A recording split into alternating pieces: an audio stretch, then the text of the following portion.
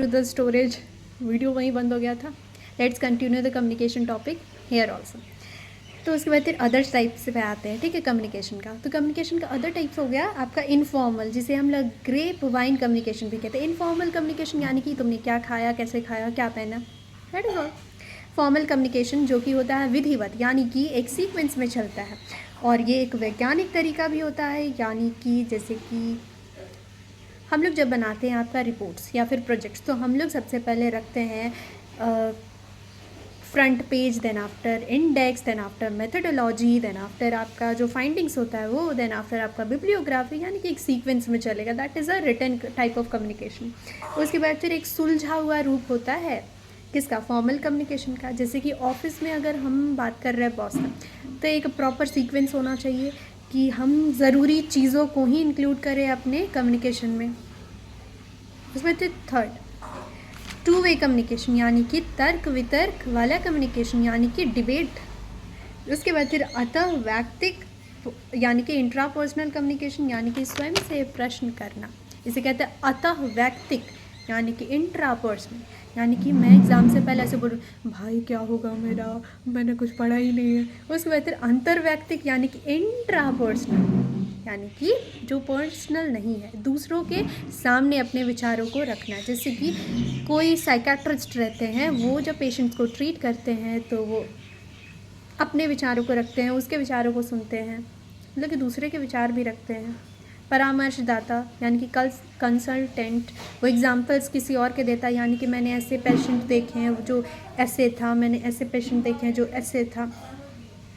उसके बाद फिर शाब्दिक कम्युनिकेशन, यानी कि जो जिसमें शब्दों का उपयोग होता है, और शाब्दिक कम्युनिकेशन जिसमें कि इशारों का कम्युनिकेशन होता है। उसके बाद मौखिक कम्युनिकेशन, यानी कि क्या कर रहे हो। उसके बाद फिर लिखित। अब आते हैं हम लोग दूसरे टॉपिक में, सृजनात्मक लेखन, यानी कि क्रिएटिव राइटिंग। तो यानी कि सृजनात्मकता आखिर है क्या। सृजनात्मकता यानी कि होता है ऐसी कला जिसमें रचित करने की एबिलिटी हो, कैपेबिलिटी हो, यानी कि भीड़ में से कुछ अलग करने की क्षमता, किसी भी प्रॉब्लम को लेकर के एक यूनिक टाइप ऑफ सोल्यूशन देने की जो कला होती है वो होती है रचनात्मकता, यानी कि सृजनात्मकता, यानी कि आप क्रिएट कर सकते हो। उसके बाद फिर इसमें एक डेफिनेशन ज़रूर ऐड कीजिएगा जो कि प्रोफेसर रूस ने दिया है। सृजनात्मकता मौलिकता है जो वास्तव में किसी भी प्रकार की क्रिया में घटित हो सकता है, यानी कि किसी भी प्रकार की क्रिया में घटित हो सकता है, यानी कि चोरी करने में भी क्रिएटिविटी है, यस क्रिएटिविटी, और चीटिंग करने में कि ओके। उसके बाद ईटिंग में भी क्रिएटिविटी, मेकअप में क्रिएटिविटी, डांसिंग में creativity, anything you can be creative in. और फिर इसमें जो फर्स्ट लाइन है सृजनात्मकता मौलिकता है। मौलिकता यानी कि आपका कोर वैल्यू है, आपके अंदर वो पहले से मौजूद है। एंड अगर मैं पर्सनली बोलूँ तो creativity is the voice through which your own inner soul speaks. तो never stop to your creativity, whatever field you are creative in, please let it come out. Even अगर वो theft में भी है तो use that thievery technique और use that creativity which you are wasting in your cheating and thefting, जो कि छोटे छोटे, उसको एक सही डायरेक्शन दो ताकि समाज का उससे भी हॉलिस्टिक ग्रोथ हो। क्रॉ एंड क्रॉ, यानी कि कौआ एंड कौआ, उनके द्वारा एक डेफिनेशन दिया गया है। सृजनात्मकता मौलिक परिणामों को अभिव्यक्त करने की मानसिक प्रक्रिया है, यानी कि अगर क्रिएटिविटी जो है वो मौलिक परिणाम, यानी कि आपका मूलभूत जो परिणाम होगा वो उन्हें अभिव्यक्त करना, यानी कि सामने रखने की मानसिक प्रक्रिया है। यानी कि creativity doesn't occurs in front of you, मतलब वो ऐसे ही बाहर नहीं आ जाता, वो पहले मन में प्रोसेस्ड होता है, उसके बाद ही वो बाहर आ पाता है। उसके बाद फिर विकिपीडिया भी कहता है इसका डेफिनेशन, सृजनात्मकता अथवा रचनात्मकता किसी वस्तु, विचार, कला, साहित्य से संबंध किसी समस्या का समाधान निकालने आदि के क्षेत्र में कुछ नया करने या आविष्कारित करने या पुनः सृजित करने की प्रक्रिया है। यानी कि किसी भी फील्ड में, कला, साहित्य, विज्ञान, उसके क्षेत्र में उसके संबंध से किसी भी समस्या का समाधान यानी कि किसी भी प्रॉब्लम का एक सॉल्यूशन देना और कुछ नया आविष्कार करना यानी कि न्यू इन्वेंशन करना, डिस्कवरी करना की प्रोसेस है। अब तत्व की बात करते हैं। तत्व सृजनात्मक लेखन यानी कि क्रिएटिव राइटिंग के लिए आपको क्या क्या ज़रूरत चाहिए। तो उसमें क्रिएटिव राइटिंग के लिए आपको क्या चाहिए कि आप कंटिन्यूस रहो, उस पर निरंतरता चाहिए, और उसके बाद फिर एक नयापन होना चाहिए, अनूठापन होना चाहिए, न्यू क्रिएटिविटी, प्रवाहिता होनी चाहिए, इट मस्ट फ्लो नेचुरली। पुनर्परिभाषीकरण यानी कि आप एक ही बात को अलग अलग तरीके से परिभाषित कर रहे हैं, यानी कि आर्ट तो केवल एक ही आर्ट है, मतलब ड्राइंग केवल एक ही आर्ट है, लेकिन हम उसे हर बार अलग तरीके से प्रेजेंट कर रहे हैं, उसका अलग अलग डेफिनेशंस दे रहे हैं, दैट इज़ ऑल। उत्सुकता, यस, विदाउट बीइंग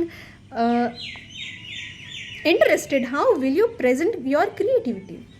विस्तारिता यानी कि डिस्क्रिप्शन देना, आप क्रिएटिविटी दे रहे हैं, किसी को कुछ समझ में नहीं आ रहा है कि इसका यूज़ क्या है, then what is the point of to be creative. संवेदनशीलता यानी कि इमोशनल, वो कनेक्ट होना चाहिए, दैट इज़ ऑल। अब आते हैं विशेषताओं पे कि रचनात्मक लेखन या फिर सृजनात्मक लेखन की विशेषता क्या है। भाई इफ़ेक्टिव वे ऑफ कम्युनिकेशन है वो, यानी कि अगर कम्युनिकेशन आप प्रॉपरली नहीं कर पा रहे हैं तो आप सृजनात्मक होकर के उस कम्युनिकेशन को अच्छे से सेंड कर सकते हैं।